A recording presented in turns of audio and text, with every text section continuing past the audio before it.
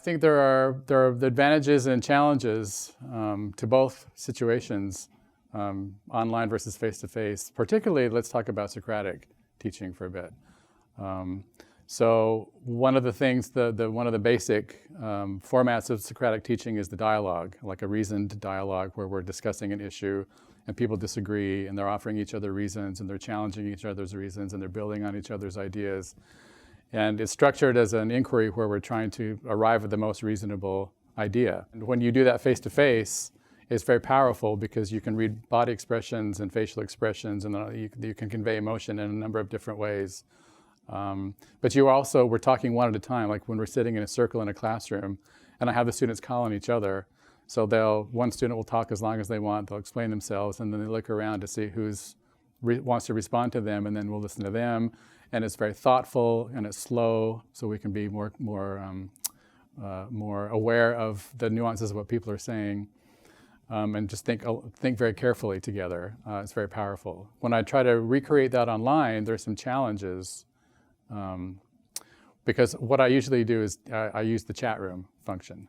I mean, I could use one of those programs where people like wave their hand and they comment one at a time, but for other reasons, I don't do that. I really like the energy of the chat room. So we're all in a chat room together and we're discussing something, and it goes really fast, and there's a lot of contributions, which is on the one hand great because more ideas come out, but on the other hand, there's so many that it's hard to process and think really carefully through. I'm a big fan of wait time and being slow. And it's easier to do face-to-face.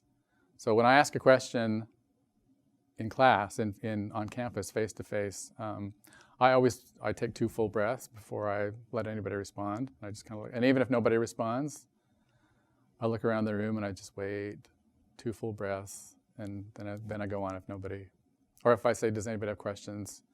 Almost every time when I ask, are there questions about this, or what questions do you have about this? Nobody, that's a silly question to ask. Nobody will. But if I wait 2 full, slow breaths, almost always, toward the end, there will be a couple people who did have questions or thought of one. And I explained in the beginning of the semester that when I do that, it's because I value, it's really for me. It's for me to take a break, take a few deep breaths, chill out, slow down.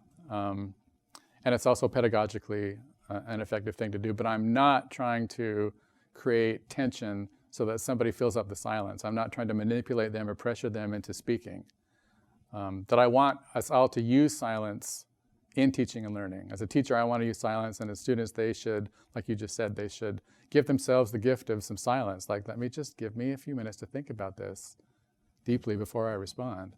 That's harder to do it's not impossible, but it's harder to do in the online. You just have to be more deliberate about it, especially like in a chat room.